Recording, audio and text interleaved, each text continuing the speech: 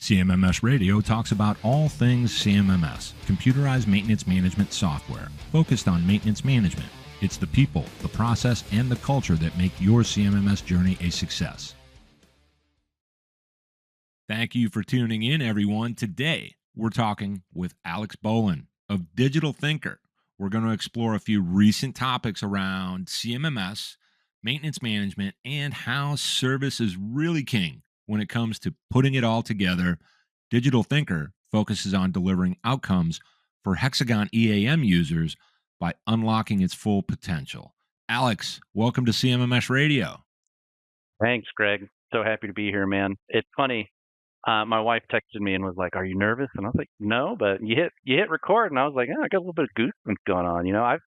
I've done a lot of presentations, but it's just something about getting in the jam. But I'm very happy to be here, man. I'm glad to have this conversation. I think we're passionate around a lot of the same subjects, a lot of same topics, and so let's just have a good conversation about it. Let's just expose it, as we say. Yeah, and that's what it's all about. And I like to, let's forget about everything else and just you and I having a conversation. I get that too. So just so everybody Right. knows, they're like, It happens. We're real people. Yeah, we're human beings, right? So you and I were recently chatting, and this is before all the tough stuff was happening out there on the East Coast and all that. We're not going to really get into that here, but when it comes to Digital Thinker in particular and how this journey really started for you, we were talking about a lot of that stuff, and I so wish we were recording at the time, but it was just a phone call. We were catching up. Yeah. And I'd just like to hear some of that journey story again. Sure. Yeah. So, I'll set the stage a little bit of the founding of Digital Thinker, and then where that came to me being a part of the company, right? So, back in the day, my dad would probably kill me for saying that, but in 2002 or 2003, excuse me, my dad started Digital Thinker. So before that, he was a maintenance manager, then plant manager for an electronics manufacturing company here in Greenville, South Carolina. They were specifically contracted for DoD related type stuff. So the DoD came down and said, "We don't need this anymore," and it shut the whole plant down. So he, found himself unemployed all of a sudden. This was in 1997, I believe, 96. And he was using MP2 data stream product back in the day, right? Old classic. And so he called the data stream office and said, "Hey, I'm looking for a job. I'm a user of it. I think I could be a good consultant here." And I think it took him about 6 months to actually get on board. And so he got hired in 98 at DataStream and just took off. And so he will tell you this too. He will jokingly say that he was the old man in the room full of youngsters who were new to technology in the late 90s. And so I think he's probably approaching 40 at that point, right? And my dad has served in the National Guard for many, many years, and he was no stranger to tough situations. So he did what you could say any good soldier would do, right? And he just immersed himself in the product and became as efficient and proficient in it as quickly as possible. So then spent a handful of years with DataStream, and then he finally kind of woke up one day and said, "I can make more money doing this on my own, and I'm tired of having bosses, and I'm kind of tired of this," I don't want to say corporate rhetoric, but he just wanted more freedom and autonomy and the ability to pave his own path in life, which is awesome. I love that about my dad. So that's what he did. He started Digital Thinker, and it was primarily focused on MP2 at the time, which then became D7i, which then became N4 EAM, which is now known as Hexagon EAM. So we've been Digital Thinker with the product from basically the beginning, right? From you could almost say its inception. And it's funny enough that the DataStream headquarters was here in Greenville, South Carolina, back in the day. So it was kind of that. So Dad was on the road. He was with the customers, boots on the ground, doing the implementations, doing the consulting services, providing best practices, and just built and grew a business from what I like to call is really a feel-good kind of America story. It's just building relationships, understanding what your customers are trying to achieve, and then making their dreams come true, and then helping them along the way. And so he grew his business for probably every bit of 15 years, primarily word of mouth, just connection. It was just him for 10 years. And then in 2012, he hired, which would be employee number 3. Mom was employee number 2 for quite some time, but employee number 3 came along, and then it was a slow trickle of growth to where we are today. So here we are sitting 2024. We've got 12 employees total. I got 6, 7 consultants that are, product specialists. I've got an incredible sales team. I've got an incredible support team. I was able to retire Mom earlier this year. She's a lot happier now, let me tell you. She loves being with the grandkids and and hanging out.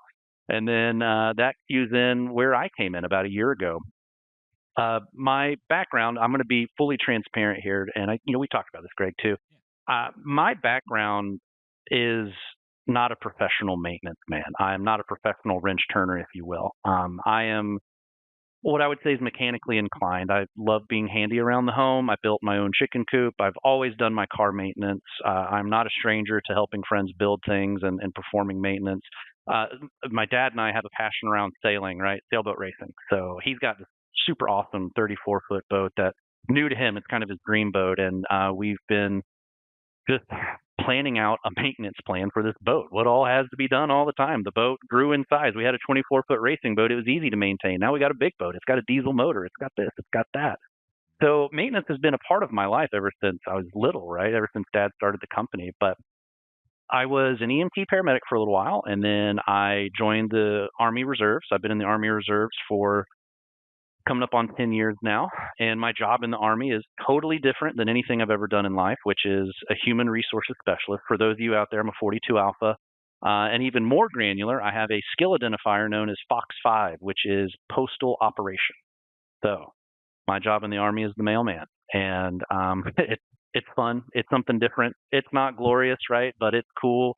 And it's surprisingly complicated what the logistics capabilities are for mail, especially in theater. And I can talk about that later. But then I became a recruiter for a short time, corporate recruiting, and I somehow keep finding my way back into engineering and maintenance. So I was recruiting plastic engineers, maintenance managers. I was recruiting industrial engineers, plant managers, plant engineers, and then on another offshoot, a lot of lawyers.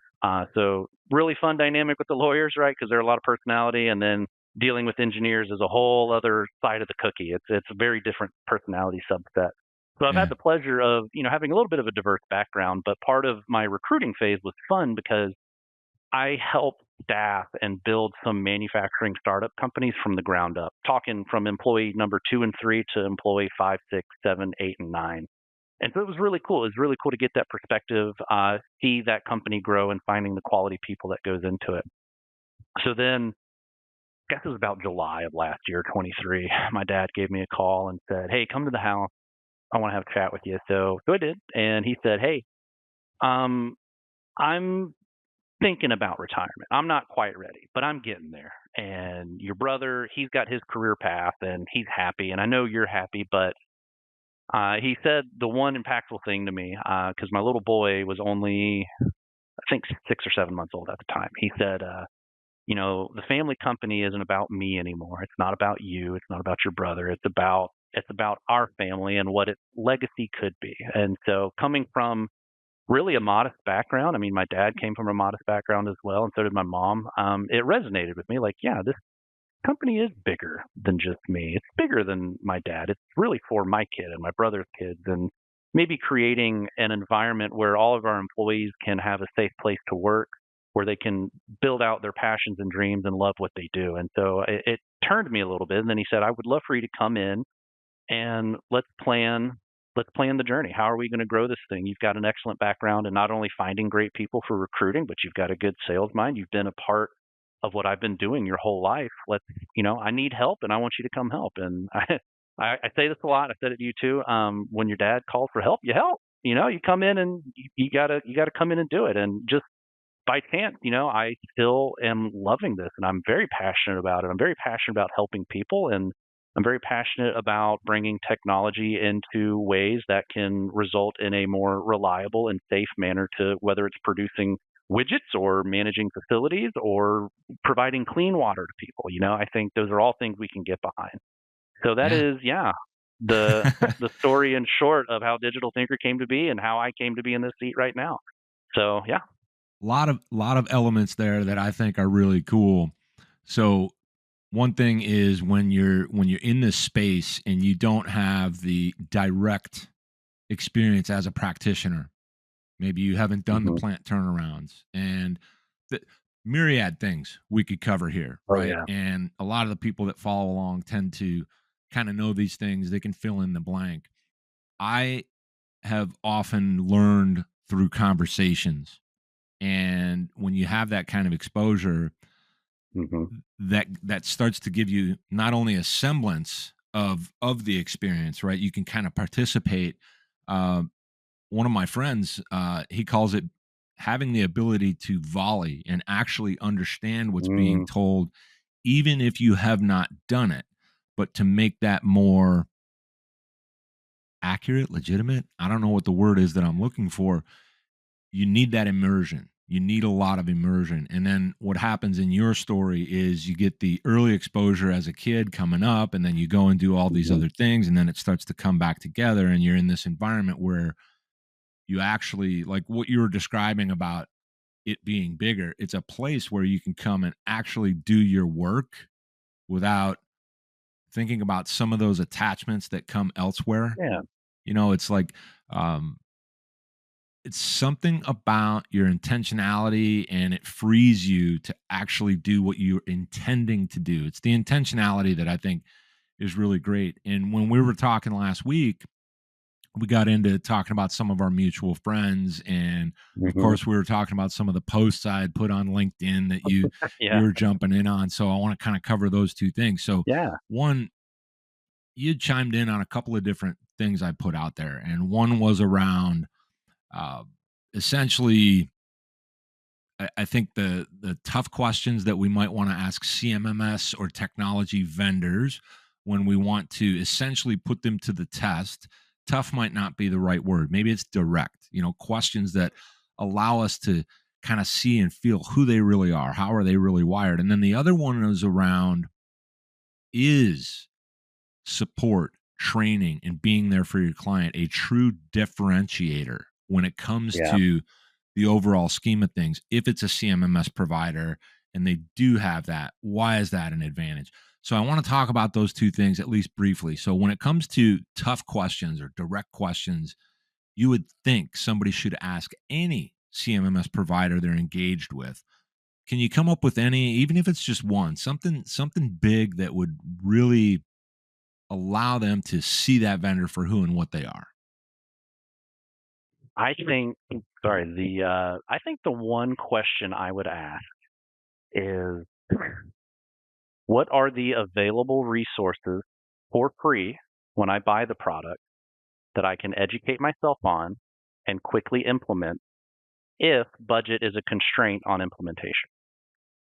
So, how quickly can I do this if I'm, let's say, forced into doing it myself? How how much education is out there and readily available, and how easy is it for me to understand? Because I think one thing that we're all guilty of doing, especially sitting in a sales seat, is trying to drive a lot of excitement around a product, right? Get you real excited about what I'm trying to sell you. But and it's easy to get caught up in that. So I think what we can do better of is, instead of, we can drive the excitement about why the product is good, but we need to drive more or less along the lines of, is this a right fit for you? Is this Mm, going to work for you? Because if we're talking just in that prime example, like if budget is a constraint, but I need something to manage, just let's just say the baseline of a work order management system, I if I don't have that in place soon, how crippled am I on the plant line? How crippled are my how much exposure am I at for critical assets failing? And how am I going to justify to my boss, who's trying to justify to maybe a CFO, that, hey, this thing broke. Why did it break? We don't know. It just breaks and we don't record it. Or Bob has got a notepad that lives in his front pocket for the last 20 years of how everything breaks. He might know. Guys, that's not going to cut it. That's not going to be good enough. So how can we get you positioned to get work done as a maintenance team so you can do your mission safe and reliably?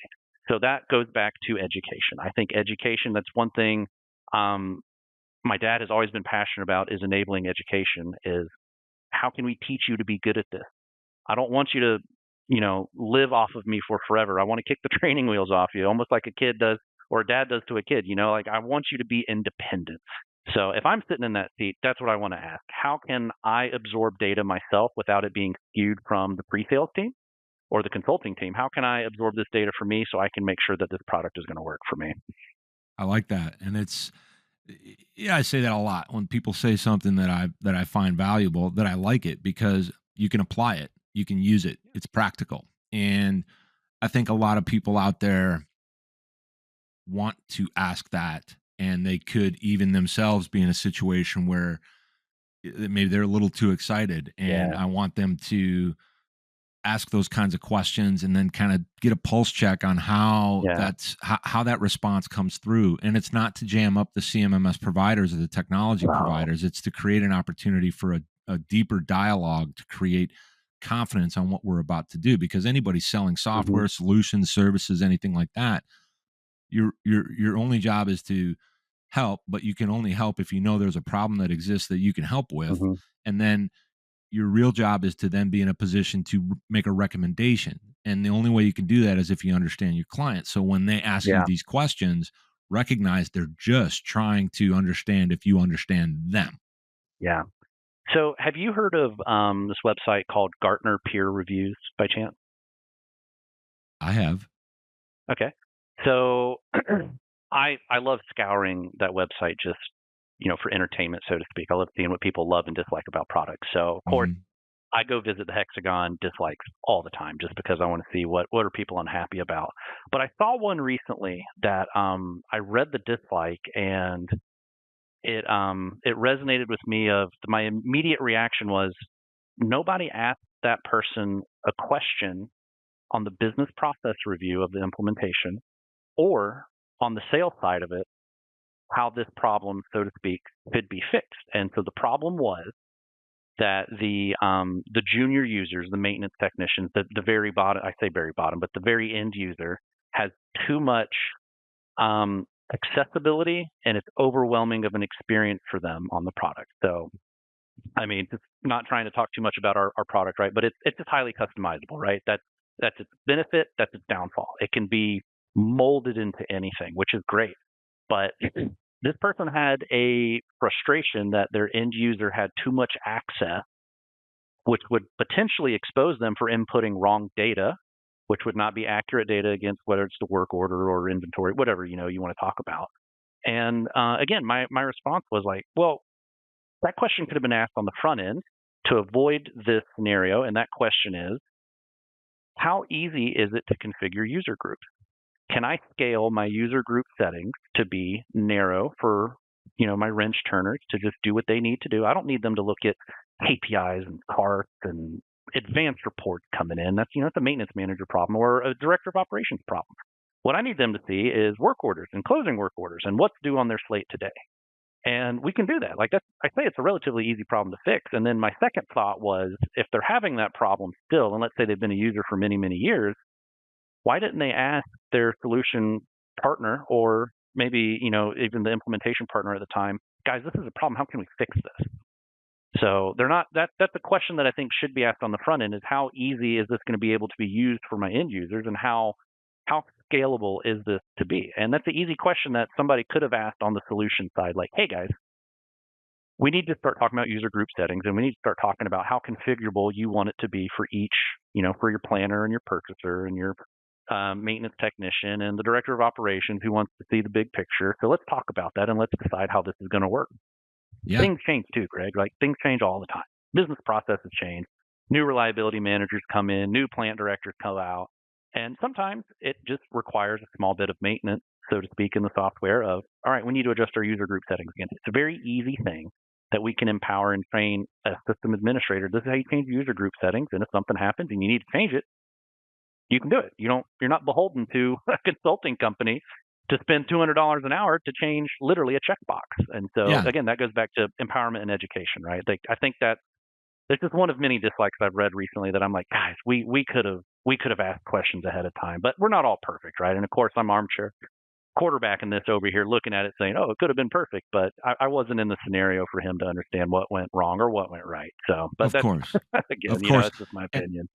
the which I think, when we talk about these things and we offer ideas around how to solve it, it's not a blame game. It's more about this Mm-mm. opportunity exists constantly for everybody that's involved to kind of keep an eye on things. And I think Yeah. what really happens is that everybody's running around doing what they do, doing what they can Yeah. do. They don't have time to, kind of slow down before they speed up, which Yeah. we all keep talking about it. That messaging is not really going to change, and we're going to keep talking about Yeah. it because you reach one and then you reach another. But you just pointed out something really, really important, that on both sides, when we talk about those users, the beneficiaries of these solutions, regardless of what you use, I don't care what anybody uses, right? The idea Mhm. behind whatever you have, you probably can make it work. And I know a lot of people that could use anything, even if it's terrible. They'll just find a way. It is what it is. And we're not saying that, hey, you customers, users, this is your fault. No, we're saying here's some things you want to make sure of. And then I think the providers of these solutions should make sure to educate them about the opportunity to self educate. And also, by the way, we need to do this kind of a periodic review. Yeah. And a lot of people will let that go by the wayside. But the thing you pointed out is turnover, changes. Company that you're using and you love the solution, they get bought. Something changes. Yeah.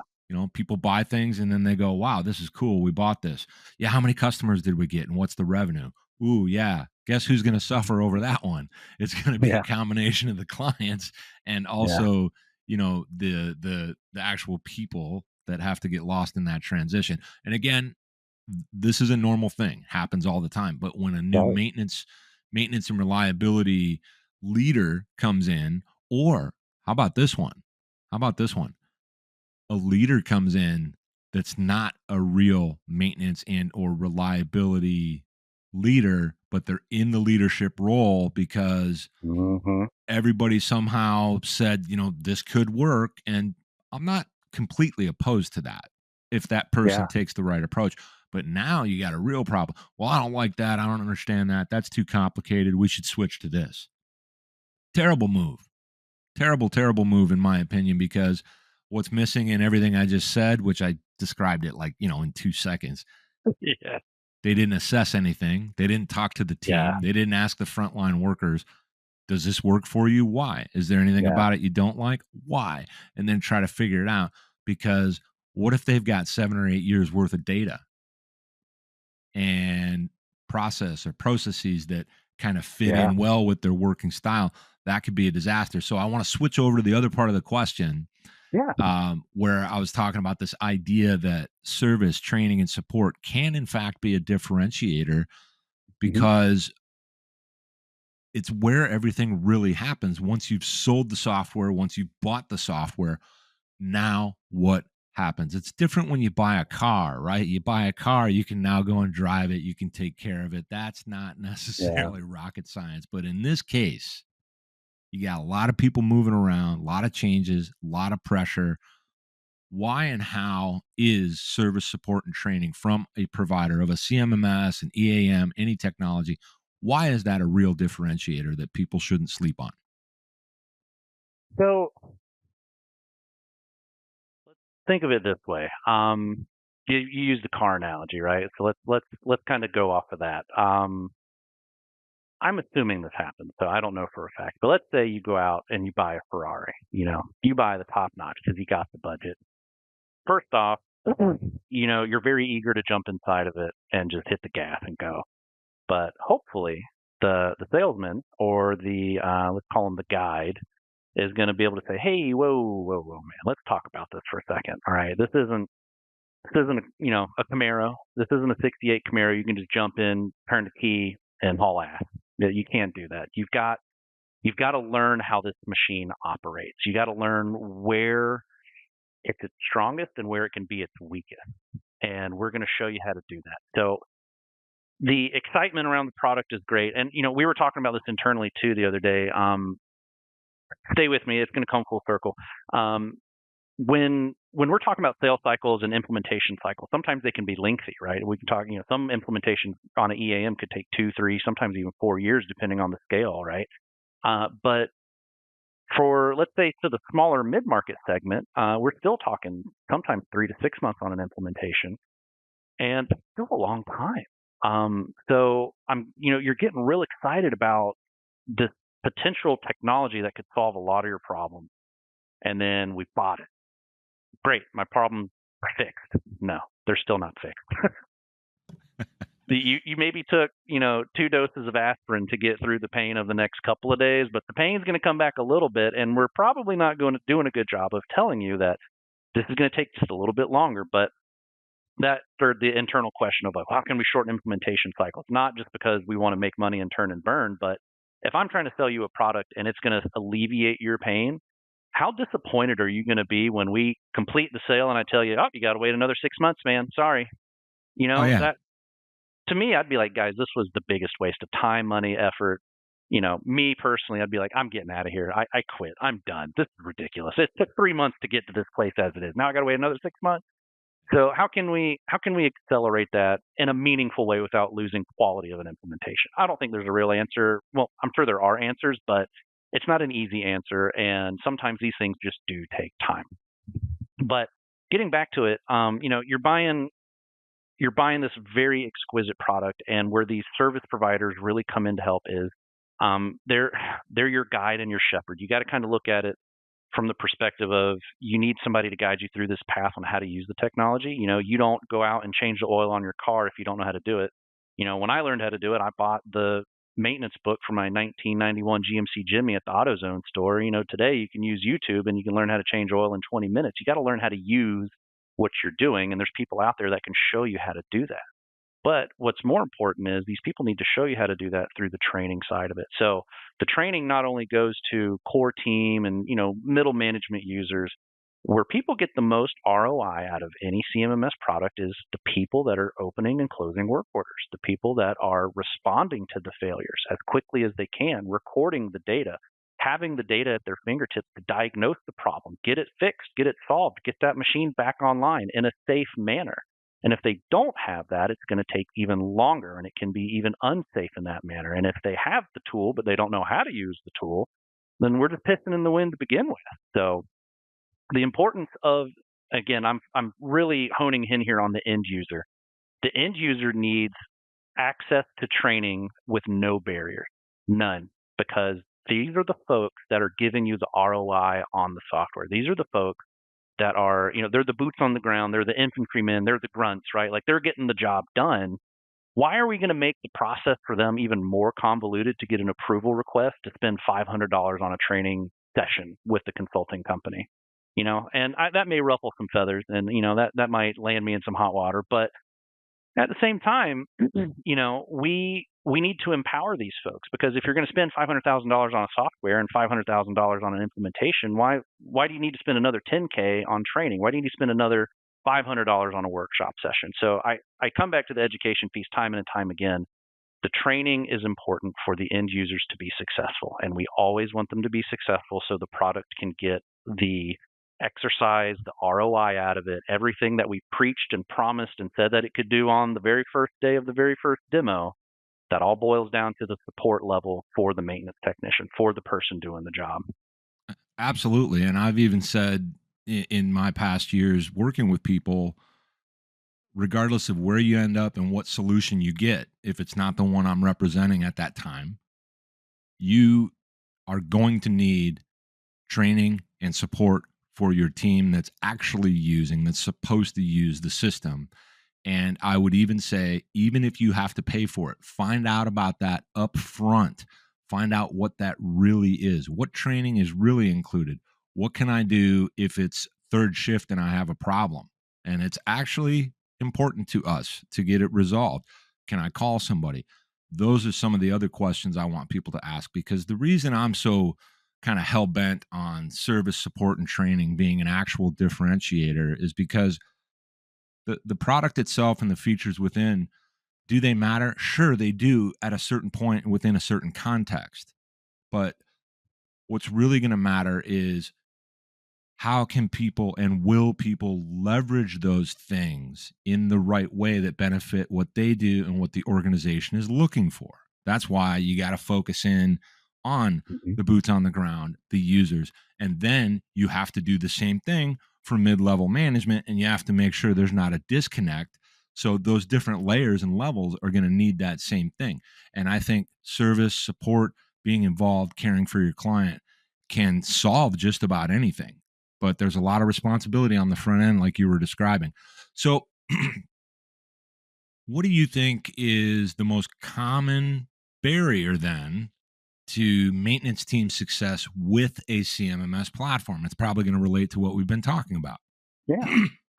I think one big barrier is again training, but we talk about user adoption a lot, right? So you mentioned the change of leadership, right? The changing of the colors constantly, and your previous podcast, I think it was with George Williams, talked a lot about that, right? Talked a lot about the messaging that needs to go not only from the ground up but from the bottom down. So it's really easy for user adoption to get lost in the sauce because you don't know how to communicate effectively from that level to the next level, and then the next level doesn't know how to communicate effectively down there.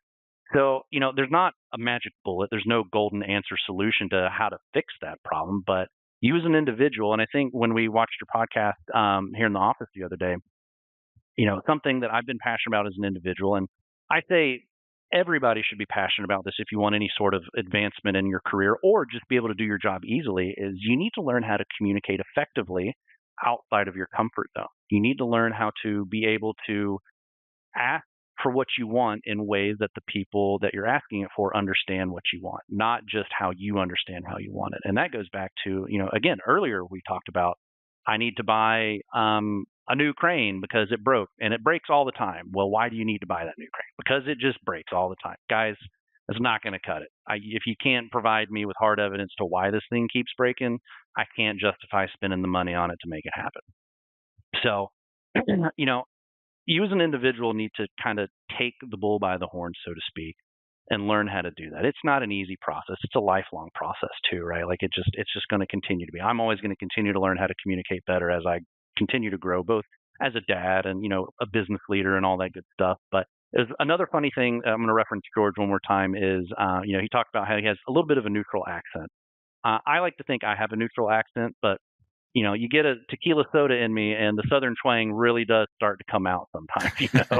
So, my neutral accent comes because I've learned throughout the years the most clear and effective way to communicate is to try to be as neutral in tone, as soft spoken, but short and to the point as I can be. That is going to be beneficial for everybody. So, we're asking people to adopt a product and we're just telling them to do it. We're not showing them why it's important. We're just telling them to do it. And sometimes that doesn't always fly. We're kind of knee deep in a very large implementation right now, and it's good. But one thing that we've thrived on from the very beginning of this was, guys, what's the user adoption messaging looking like from corporate down to each site facility? How are you guys mitigating that? How are we communicating that we're rolling out this product to all of these new sites? Some of them have been on older products and they kind of understand, but a lot of them don't. And the answer was kind of like, yeah, well, we think we have an idea. And, we kind of told them, well, let's stumble together, so to speak. Let's learn this together. Let's figure out how you guys want to do it and let's see how it goes. And then let's formulate a better game plan for the next set that we're about to do so we can just be more effective and we can continue to refine that message even more. And so, I guess getting back to some of that corporate strategy, I hate to use, but effective change management does work, right? Like it does work. And it all boils down to how you're giving that messaging down to the end users and the user adoption on the side of that. I got a little spun out of the distraction part of communication, so I kind of forgot what your question really was. It's okay because we were tracking with all of that, and I think this is a good time for me to just I was talking earlier how we have some friends in common, and it's probably several, right? But when we talk about George Williams and Joe Anderson and Reliability X, I think one of the reasons we kind of and by the way, the episode that you're referring to is really around kind of soft skills and how we communicate these things. And that's a group. Reliability X, George, Joe, Ramesh, you got Paul over there, even Angelica. They're all truly focused on and really able to deliver results, and they stay focused on that, and they try not to get caught up in all those other things. And when we relate that to this idea of, well, speaking from a corporate perspective, we're not going to escape that, and we're not saying that it's bad. We're saying that there's a certain type of corporate tendency for things to get lost in translation. We're moving so fast, we have to make a number, and people just can't take the time to get bogged down on that. And when we do a project like this, especially in this particular case where we're talking about full-blown enterprise software for managing your Hmm. critical assets or otherwise your day-to-day work orders, things that are absolutely connected to the business, the health of the business, the safety of the Yeah. people, all those things, you're going to have to get through these things. So when you're in these conversations or you go into a room and somebody's talking about whatever it is, it's a new training thing, we're going to introduce you to this new platform that we're bringing in for these day-to-day maintenance activities. One of the best things somebody can do is just take a breath and take it in before you go, I don't Yeah. like this guy, I don't like this new Yeah. initiative, I don't like this Yeah. change. But instead, know going into it, this is going to be a challenge. And what's really exciting is that if you're a maintenance person, you're almost hardwired to solve problems, whether you realize Yeah. it at this point or not. Because Right. sometimes we get moving and we don't want to realize we have a problem. It's really about that. And that folds into that communication. Hmm. And also, when we talk about leadership, we have to never forget that we have an opportunity for self leadership. Yeah. We'll always have Absolutely. those opportunities. So I think all this stuff is great. And when we do spin out because we're passionate and we're telling stories, Yeah. that's the kind of stuff that really matters that nobody's really necessarily talking about. And then it's like, well, Yeah. how many people are going to listen to this? We're only trying to reach one, brother. We're only trying to reach Right. one person at a time because we want to give some value to what they could go and apply or look into within their organization. So now, one more question about technology from where you sit, Okay. what you've experienced, and all this. And then we're going to switch to the fun question segment. But the question is it fair to say that EAM, which for me is enterprise asset management, some people say, well, that's equipment asset management. I'm like, you don't need to say equipment and asset Yeah. to me. Is it actually a CMMS? It's just a more specialized version of it because there's a lot of debate. Yeah. Which is Yeah. which one's here, which one's there. Uh, I say, and I'm just going to, I say yeah. it's confusing for people out there. I would agree. Right. So, we have a saying here in the South sometimes, and you may know, like if we're not making fun of you, then we probably don't like you. So if we're ribbing you a little bit, it's because we love you. And so, one thing that I love about CMMS radio is because I grew up with the term, right? But I was thinking, um, you know, younger individuals walking into plants, they don't know what the hell CMMS means, and they got to go around and hunt and ask, right? And they probably still don't know what EAM means either. That's a whole other piece to it. But I have an opinion of, is a CMMS an EAM? Yes and no. Is an EAM a CMMS? I'm going to say no. Maybe I had it backwards. So let me justify what I'm about to say here, and it might make sense. So All right. I think some people are looking for a platform to just manage the maintenance team, just manage work orders. I need a little bit of preventative maintenance scheduling. I just need to get this brush fire under control. That's what I need out of this. And maybe you're a smaller plant manufacturing shop, something, a couple million a year, 10 million a year max. You don't have the budget for something super robust, right? Nor is something that robust going to provide you an ROI because you only got two maintenance technicians, probably, right? You got 8 or 9 operators, but you've only got 2 maintenance technicians. So it doesn't make sense to invest in a bigger application when you're in a smaller set. So some people just need, I think, a CMMS, and there's a whole slew of products out there that are great at that, right? We can talk all day about all the products that are out there. But what I do think is, if you're looking for something to go just beyond work order management, capturing asset lifecycle data from cradle to grave, if you're wanting to capture cost effectiveness by issuing parts to work orders so the maintenance technician doesn't have to fool around with submitting 3 different requests to get one part to go fix an item, he can submit one request and say, I need this part for this work order, and it's done. And the store clerk puts it in the bin. It knows where the bin is on the iPad. You go there, you scan a QR code, you pick it up, you go out, do your merry job, and you come back, and it's a simplified process, right? But it all boils down to cost tracking as well. So there's another piece to this, is the CMMS and EAM. Why do we try to force ERPs to be an EAM as well? Why do we try to force an ERP solution to manage assets? Yes, the dollar value is tied to it. That's why the ERP can kind of do it.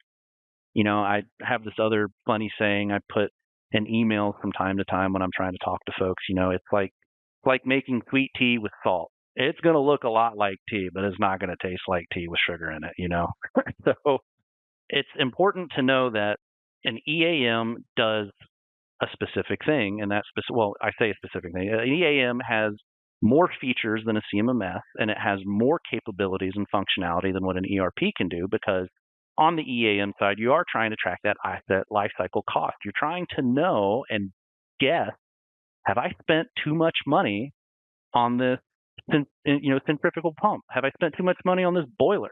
This damn thing keeps breaking all the time. And if I've got work orders to prove that I'm fixing it, that's great. But what if you could have the tie-in of the time, material, and labor costs associated with that work order to the initial value of that asset on the depreciation side of it too, and be able to make an educated guess of like, guys, we've dumped, 200 hours alone on fixing this boiler over the last month. Not to mention, the heater keeps going out on it too. That's another $200 per heater unit. We bought the thing for $50,000. We've already spent more money in labor trying to fix this thing than what we bought for it. Let's pick it. Let's get rid of this thing. Let's get a new one. And that's what I think the EAM is really designed to do. I don't think, and this is just my opinion, so you can take it with a grain of salt, right? We've already clarified that I didn't grow up in this profession, but I think if you're looking for a CMMS, you're looking for something to manage your work orders. You're looking for an easier way to manage how you do work on your maintenance team. I think if you want to elevate that game, that's when you move into an EAM space that has some components of CMMS sprinkled in there, work order management with preventative maintenance scheduling and some of this other stuff, MRO inventory management. It does have that, but that's where I think I said it backwards, right? Like an EAM is not a CMMS. A CMMS is not an EAM, but an EAM does have CMMS sprinkled inside of it. And so this is an ongoing kind of topic discussion thing for everybody to try to figure out, because that's what everybody's trying to figure out. And I have to be careful not to like completely plant my flag, but I will share that if the solution performs maintenance, has work orders, asset management, all the details about the asset and all these other things, and you can work with your vendors and assign things, and you can report against all that. You can see where money's being spent, time's being spent, time being money, of course, but also separately as far as where we're experiencing downtime and all these things. You can do cycle counts, et cetera, et cetera, et cetera. I should be careful with the cycle counts because that's another system. But if we take all that, those are maintenance management systems. I don't care about the computer, and then we can drop the system and it's maintenance management. I believe EAM is under the umbrella of CMMS, and that the CMMS space is all encompassing, and that's where all the confusion comes from. In other words, I think they're different names for different levels of specificity and how those solutions operate and deliver value. The real question for me on CMMSradio is always, can it enhance, improve, and really get your maintenance management process and processes moving fast and thriving and benefiting? And we're not going to resolve this in a single conversation, let alone 10 different ones. So it's fun to ask those questions and see what it is. I want to switch you to the fun question segment. Oh boy. And no wrong answers here, no tricks, no surprises. Okay. Number one, what is your favorite music? Oh man, I grew up on classic rock, not Eddie Vedder classic rock, Led Zeppelin, Pink Floyd, The Who, the album Tommy, all-time favorite album. It's a killer. All right. I sprinkle in a little bit of I say my glutton for punishment is modern day pop, like like Sabrina Carpenter, if anybody knows who that is. I freaking love her music. I don't know why, but man, it gets me excited. But Doesn't matter. This is right. that's it's all good stuff, and it helps people get to know you. And now we'll get number two. What is your favorite sport or hobby? And on Wow. sport, it doesn't have to be one that you play. It could be one you like to watch and support. Yeah. Sure. Yeah. So sport and hobby, I can answer that one, and I mentioned it earlier. So sailboat racing. That is what I call my bad habit and my drug. I thankfully it's sailboat, not hard drugs, but I spent a lot of money on boats, going to sailing events, buying the gear, doing all the things with it, and I absolutely love it. I have never experienced a moment of being on it. Well, I've experienced a lot of challenging moments on a boat, but I can always find kind of that moment of zen, so to speak, when sailing. Of I don't know, I'm in that happy place. But then when I'm racing, it's sailboat racing is kind of like 3D chess, man. Like it, I'm gonna get into this. I mean, this is what we're here for, right? We're gonna get into the weeds. So sailboat racing, you have a series of boats and you have a starting line, and then you sail upwind to a mark, an inflatable tetrahedron, and then you sail in a straight line downwind to the next one. And sometimes you just do loops, sometimes you go distances and all sorts of other things. But when you're doing sailboat racing, more specifically one design racing, it's kind of like stock car racing. Everybody has the same build of a boat. It's built the exact same specifications. The only differences are the team, what kind of sails you have, maybe a couple of modifications here and there. But everybody's going almost the same speed for the most part. So Mhm. this is where the skill comes in. This is where being able to pull your head out of the boat and put it into a 3D perspective of where's the wind coming from? Where is it the strongest on the race course? Do I have a current moving underneath me? Which direction is the current moving? Do I have the sails trimmed where they need to be? This person next to me is moving faster than I am. Why? Why are they moving faster? What do I adjust on my boat to move faster to them? Now you add the complexity of having 5 other people on that boat trying to do the same thing. And so where I think, teamwork is teamwork no matter what time of team you play on, but I never played football growing up. I played little league baseball and I was horrible, man. I'll never forget my coach T-ball was like 8 years old. Bolan, you suck. You can't even catch a fly ball in right field. What are you doing here, man? I was like, "Oh, my parents told me to come out here, man. I don't know." So I was never coordinated. I never really played sports because of that kind of fear. But when I got into sailing, which was because of my dad, it was just a natural. My dad says in a previous life I must have been, George Lockwood or some other famous naval person back in the 1700s. But that's just where I get in my zone. And so it's just, man, it's a lot of fun. And then on that teamwork aspect, like I was mentioned, if you got 5 people on the sailboat on a J24 is what I race. If one person is out of sync, both like mentally and physically, what's going on the boat, the best way to describe it is the boat just falls apart. It's just like things start going wrong. The boat goes slow. It's just a chain reaction of just failure after failure after failure. And sometimes it really sucks because you're competitive like me and you want to win, and the boat's just not performing. Why isn't the boat performing? And I had a professional come sail with me a few times. Mike Marshall, if you're watching this, man, good on you. I doubt he does. He's a super smart dude. He's got a degree from MIT in like aerodynamics or something like that, and he builds sails for boats in a loft. He literally sits on a 3D computer in a wind tunnel, and he calculates how sails work. But he's the most positive person I've ever met in my entire life. And so he was sailing with me one day, and I loved having him on the boat. And even when I made colossal mistakes, he was the most positive person about it. He was like, "Hey, man, that wasn't right, but that's okay. We're going to do it better next time." And so I tie a lot of my learning from sailing and from racing and meeting people in the sailing community to, just life lessons in general, right? Like sailing has taught me to be adaptive. It has taught me to be able to change on the fly and go with the flow, and that when changes happen, it's the cards you're dealt with. This is the situation in front of us, and this is how are we going to tackle the problem. Then it taught me teamwork. Then it taught me effective communication. Then it taught me cool things on, how does sales work? How does Bernoulli's principle even, generating lift off of sails and hydro and all that other kind of crazy stuff. So it taught me a lot of really cool stuff. And yeah, that's my passion. All right. Well, it's quite analogous to a lot of the other things we talk about too, if Yeah, people really take a moment and think about that. So the final yeah. fun question. This is the big one. Oh boy, oh the big one. What is your philosophy, perspective, opinion, anything at all on the concept of work-life balance? Mm, that's a great question, man. So I like to say that I'm very much on the progressive side of that. I have a hard time explaining it sometimes to to my dad and to other people, but um, I was all about work at a young age in life, right? My I grew up watching my dad work until the job is done, and I love that about him. I really do. So when I started my career in EMS, that's what I did. I just worked constantly. I picked up overtime left and right. I immersed myself in the industry. I also was passionate about it. I loved running the calls and helping the people and gaining the knowledge, and I wanted to be an expert as quickly as I could. But my shelf life as a EMT was not very long, and it's because I hit burnout in that.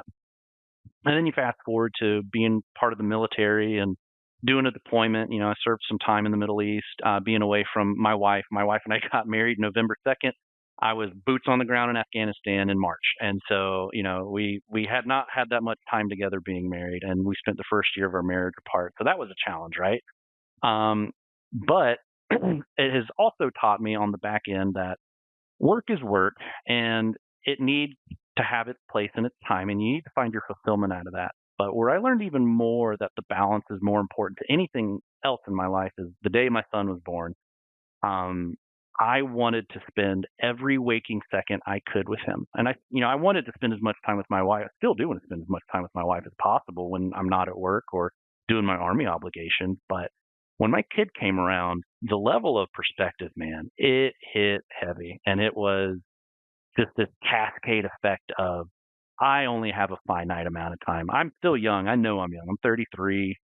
I'm hoping I got a lot of years left in me, but I had a had a good EMT partner once tell me, said, "Buddy, it's not the years, it's the miles, and there's a lot of miles on this belt." And that's what I jokingly tell my friends a lot. It's not the years, buddy. I may look fresh, but I don't feel fresh.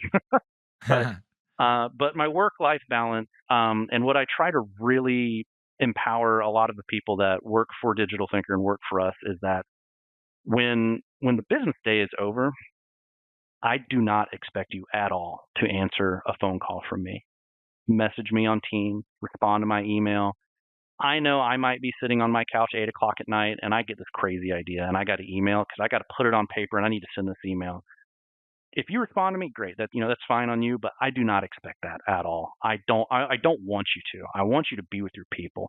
I want you to be with your family. I want you to be in a place where you're happy, where you can relax, where you can de-stress, where you can do the things that make you happy to feel refreshed to come back to work. Because the unfortunate thing is work is the necessary evil. We got to make money. We got to put food on the table. We got to put a roof over our head. And for those of us that are lucky enough to go do fun things like go on vacations or go do exciting journeys like sailing, you now have a sudden of like, I need to provide because I want to do these things. And then you have a kid and now you've got another element of needing to provide for. So it's the time and the place for it. But where you can fall down the spiral is just being consumed, especially in your identity of work. I think I've done a lot of self discovery in my life. I'm not afraid to admit this at all. I've been to therapy a whole bunch of times. I've needed it. I definitely needed it when I left EMS.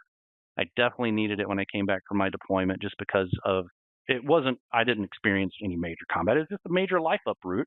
And I deployed during COVID too. So like that was just a very unique experience being in the Mm. Middle East while a pandemic was going on and then coming home and it was a different world, something I wasn't used to. So I've utilized self discovery and therapy to learn a lot about myself and how I operate and how I want to have that balance. And then even more so recently, I was talking to my wife about this too. I'm counting down almost every day the minutes to what my day looks like. So I wake up and I try to spend as much time with my boy as I can before I go to work. So that means sometimes having breakfast. His latest thing is Lion King. This kid is, man, he is fired up on Lion King right now. So we're about sick of it, but we watch, maybe sometimes we'll watch Lion King for a little bit and then I got to get ready for work, jump in the car, 20-minute drive to the office.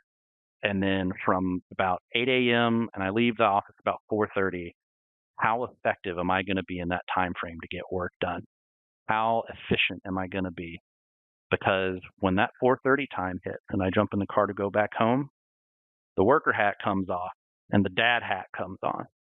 And now I got to be dad, and I got to, make sure I come home. My wife's a stay-at-home mom, so I come home and she needs to get some rest and respite where she needs to get it. And my boy still needs to eat and still have fun, and I want to play with him, and I want to make sure he has a good childhood and a good upbringing. So, I think work-life balance needs a light on it even more so than ever, because when you're dead and gone, you don't take your money with you. You don't really take anything with you. But I know if I was to go away tomorrow, or hopefully if I live a long life, I know I can look back and say, I've tried my damnedest to be with my family and my friends and the people that I love as much as possible, while still trying to provide for the family that I can. I didn't kill myself in one way or the other. I didn't just put all my eggs in one basket on work, and then now I've got 3 kids who, don't really talk to me because I never talk to them. Yeah. Or the exact opposite, where I've neglected work my whole life, tried to raise kids, and I've job hopped for the rest of my life. Yeah. It is a fine balance, and you got to find that. But it all comes back to learning yourself what you want out of life and where your goals are. And I think for me, again, when my kid came, everything else went out the window. It was providing for this kid, being here for him, and making sure he can have a happy and healthy life was more important to me than anything else. And the way I facilitate that is through Digital Thinker and work. And the way I can facilitate that for not only my kids is to be surrounded by great people I work with. And for them to enjoy their work, I hope they enjoy working with me. I think they do. But they need to have a place of employment where they can feel comfortable hanging up the work hat when it's time to hang up the work hat. So I think that's my 2 cents on it. Yeah.